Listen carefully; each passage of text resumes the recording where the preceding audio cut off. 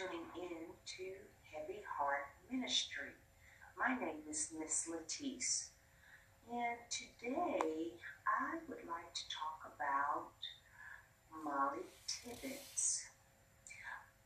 You may have heard that her body was found on yesterday, August 21st, which is what caught my eye, because as you may remember from my first video from yesterday, that I buried my daughter on August 21st.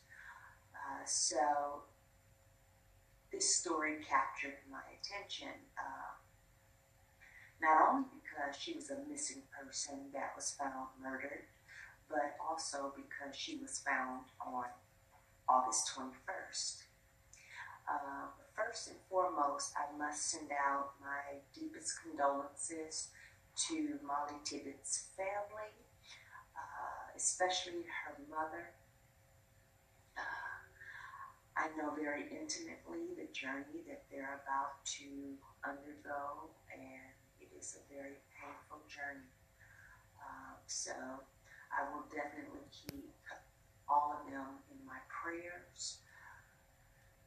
But today, I would like to talk about her story, because in addition to being saddened by the news, I also found myself feeling angry at the same time. Not so much at Mollie or her family. You know, there's no reason to be upset or angry with them. However, what I did find very upsetting to me, and it really struck a chord with me, is how various agencies stepped in to investigate and search for Mollie.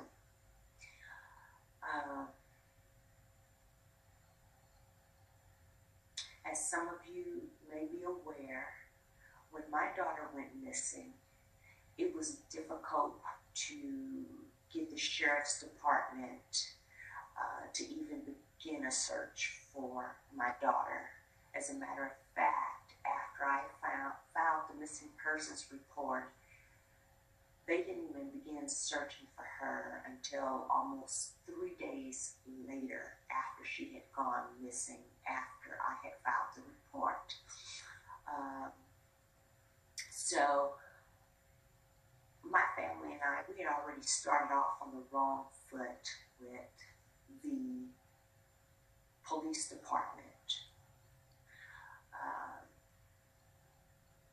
But what upset me as I was reading Mollie's case is how the FBI, within 5 days, indicated that they were joining in the case, joining to search and to find Mollie, because they felt that she had been harmed, so they wanted to get involved. But in my daughter's case, the FBI would not get involved. We reached out to the FBI to come in and help search for my tree so that we can have more resources and more advanced technology to help find my daughter. However, the FBI declined to get involved. Of course, the relationship with my family and both the LA sheriffs as well as the LAPD, that relationship was very contentious because they were very slow to move in searching for my daughter. In addition, they wanted to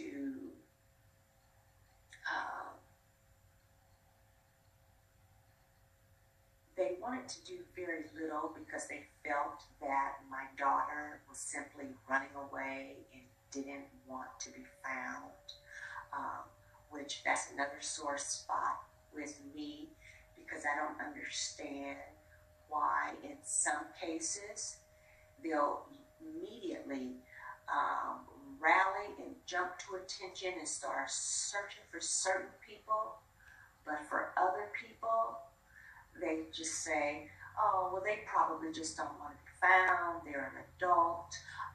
They have the right not to contact you and not be found, or they're running from some type of issue. I don't understand why immediately certain cases are labeled just they don't want to be found, while immediately other cases, they send out the cavalry. In my daughter's case, they really didn't take action because they just believed that she was an adult and didn't want to be found, in spite of the fact that I told them that is not a pattern. She has never been a runaway. She's never run away from home. She's always been very responsible. She's a college graduate. She graduated from college with honors. She was applying to grad school to go straight for her doctor's degree in psychology. But none of that mattered. They just figured she didn't want to be found and she was just running from her family. It wasn't until we, being my family and I, we reached out to various media outlets to try to put pressure on the law enforcement agencies to try to, well, not to try, but to put some pep in their step and look for my daughter. Because this area was massive. I was not from the area. My family was not from the area. My daughter was not from the area. And the area is very terraneous. So we really needed the support of authorities. And they, rather than wanting to investigate, they passed it off to another law enforcement agency who sort of took the same attitude, almost as if they didn't want to investigate this case, almost like they felt bothered that they received a missing persons case. And again, that agency just wanted to slough it off as if she was just running and didn't want to be found. And so when we wouldn't accept that and wanted them to get out to look for her, their end result was to, attack her character, the family's character, rather than to simply search for her. So my family and I, we appealed to the FBI to get involved, and they declined to get involved. So when I read Mollie's article, and to know that the FBI injected themselves into her case within 5 days of her going missing, not only is perplexing to me, but it's very frustrating and it angers me. Because again, we could not get them to join in and investigate to help find my daughter. Months would go by, various searches would take place, more and more missteps and questionable, occurrences would happen that would be uncovered during my family and I, probing and trying to find out where my daughter is. And eventually, Sheriff Baca, during a meeting that we had when he deemed Teresa's case a homicide for the purposes of extending more resources to her case, which occurred about 5 months after she had gone missing, because of information we had shared with Sheriff Baca, such as the videotape of my daughter in custody being hidden in the captain's desk, being uncovered after they told us that there was no video that existed in this case, and after finding out various other information, he offered to go ahead and request request that the FBI join the case, and he reached out to the FBI to ask them to join. And even then, even with the FBI being asked by the sheriff's department to join and search, to help search for my daughter, they declined again.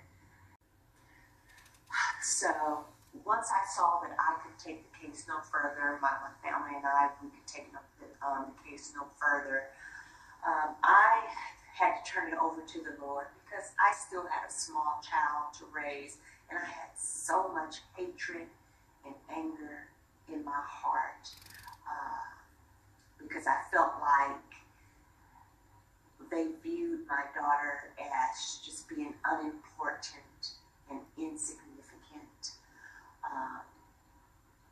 So I had to turn it over to the Lord.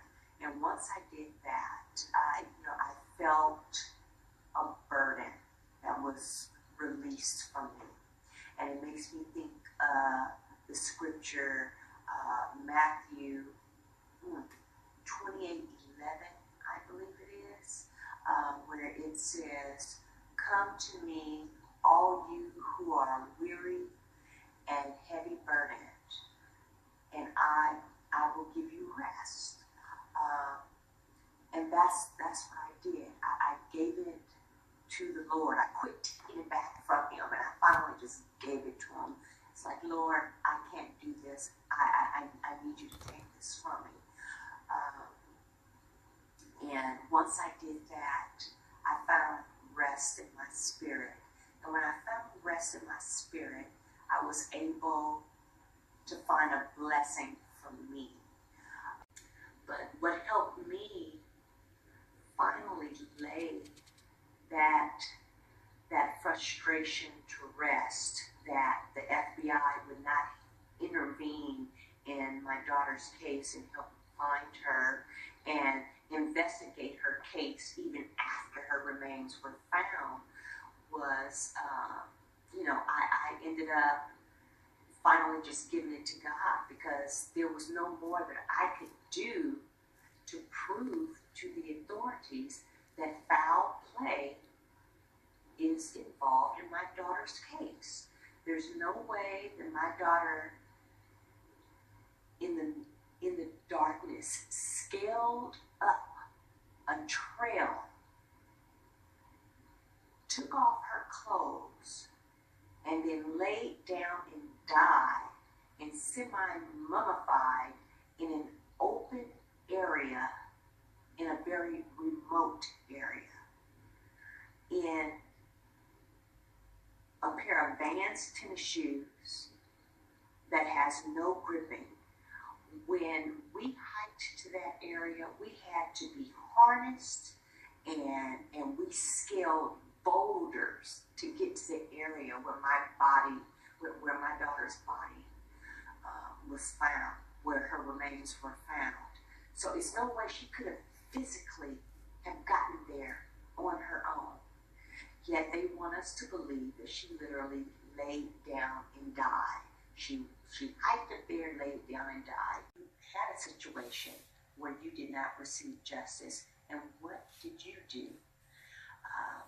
And in addition to that, what do you think about, bias in certain types of cases? Why do some cases get, certain attention, resources, and people, to search and look for them immediately, while others, you don't hear about those cases, or if you do hear about them, the authorities that are supposed to serve and protect and get out there and look and find this missing person,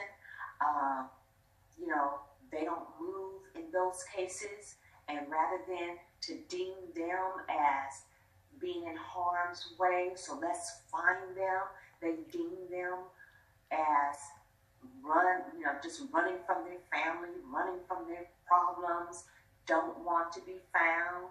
That's the go-to in a lot of cases that look like my daughter's case. So where do you think the bias lays? Is it at the media level or is it at the policing level? Now, I have to say that for me, the media was very helpful to us. However, I read a quote from a criminal investigator who said that the way that they move forward on cases is based on the response that they get from the policing agencies. So if the policing agencies does not see certain missing persons cases as important and urgent to find, then the media is not going to pick up on that, which I can see how that would happen, because they certainly didn't see my daughter's case as being important and wanted us to believe that she was every other place other than in that canyon somewhere being harmed. So where do you think the bias lays? I definitely believe that in a lot of cases it's with the policing agency. So tune in, leave your comments below. Hit the subscribe button so that you can get updates. And I look forward to seeing all of your comments, your input, your situations that you've been in.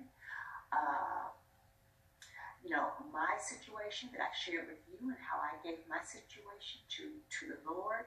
I offer that to you. Let me know if you find that helpful to you. But in the meantime, I wish you and your family many blessings. Until next time, God bless.